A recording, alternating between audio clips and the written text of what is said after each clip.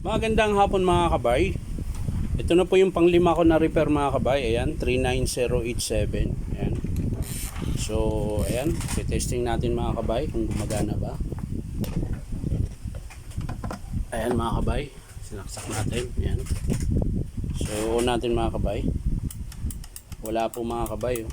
Wala po nangyari. Ayan, wala. So, ayan mga kabay, bubuksan natin.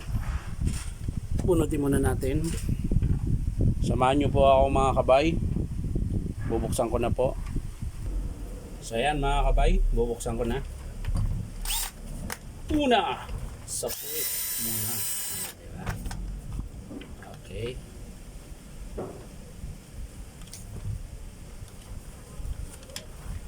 Tapos check natin yung ano. Check natin yung ayan mga kabay.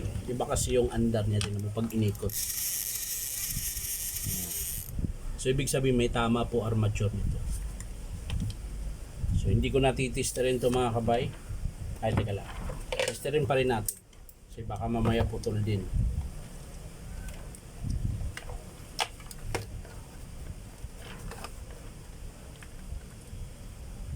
So ayan mga kabay, gumagana. Tisterin muna natin pala yung cord. Wala mga kabay dahil sa kabila po yan.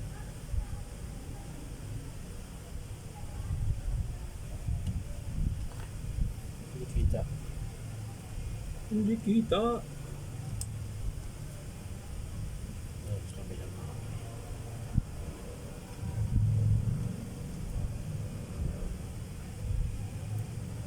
Ayan mga kabay, meron.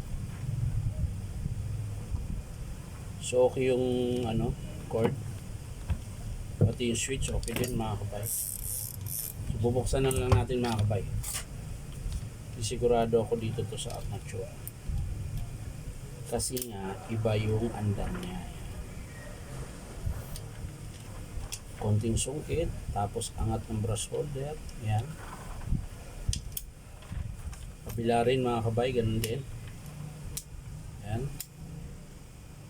So ayan, labas na rin po yung stopper. Baka sakaling dito lang. Ayan o. Oh. Ayan po yung stopper niya, lumabas o. Oh. Ayan.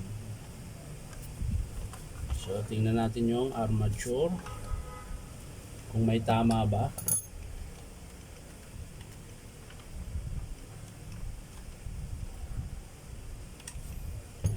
Hindi gaano makita mga kabay, buksan na lang natin para sure win.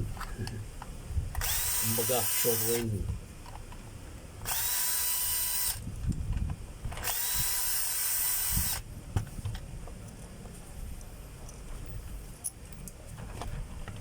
Whoop! Ayun. Ayun mga kabayo. Kaya po mabilis sa carbon to. Ayan. Pag mga ganito yung kain mga kabayo, ayan, tingnan nyo po. Tingnan nyo po. Ayan. Tingnan nyo po dito mga kabay. Ito. Di ba hindi siya makintab? Iba yung kain niya. Pero pagdating dito, ayan, tingnan mo, makintab mga kabay. Pantay-pantay. Ayan. Ayan. Ayan. Ayan. Pagdating dito, naiiba mga kabay. Dito sa 1, 2, 3, 4, 5. Ayan, 5 bar yung naiiba. Dito makintab. Ayan ang kintab. Pero pagdating dito, hindi.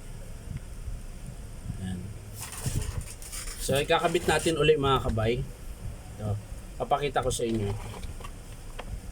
Kakabit lang natin.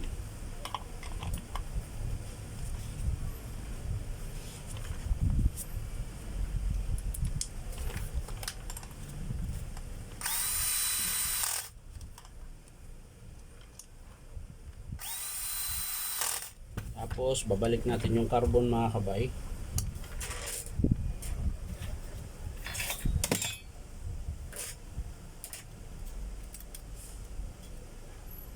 Ayan mga kabay, babalik ko lang.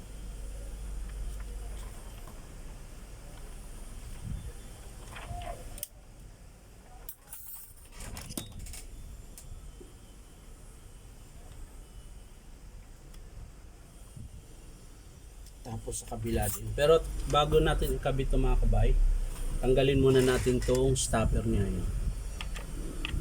stopper yan. Ayan.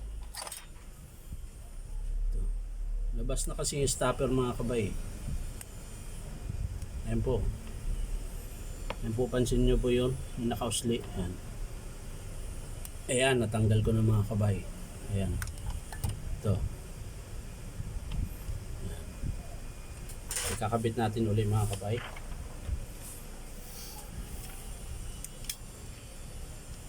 Ayan.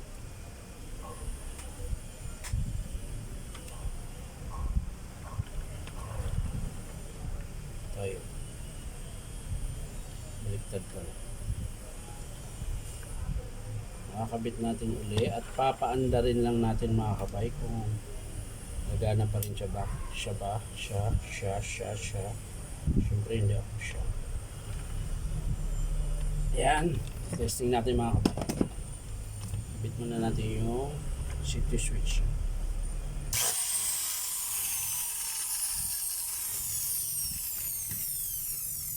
Pansin nyo mga kabay, kaya hindi siya gumana dahil dito sa stopper. Ayan. Ito po yung stopper ng carbon. Pag naubos na mga kabay, lalabas yan. Ayan.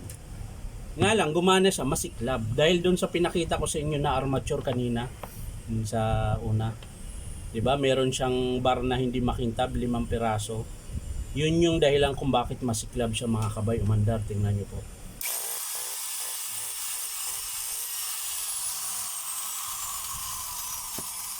Pag mga ganyang andar mga kabay, mabilis makaubos ng carbon yan.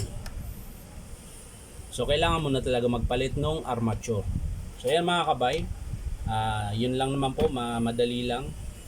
Armature lang tsaka carbon ang papalitan nito mga kabay. So yung gear niya okay pa, wala naman palag. So yun lang po, yung switch okay pa rin mga kabay. So yan lang, papakita ko sa inyo sa susunod na video mga kabay kung sakaling i-approve ng customer. Armature tsaka carbon lang ang papalitan dito sa DWE 8200PL. Ayan. So hindi ko napapakita sa inyo mga kabay yung pagbuo nito ulit, pagsara, dahil papakita ko rin naman sa inyo pag in-approve ng customer. So yan lang po mga kabay, maraming salamat. At syempre huwag niyong kalimutan mga kabay mag-subscribe sa aking YouTube channel sa Inom Tabay. Ayan. So maraming salamat. Bye bye.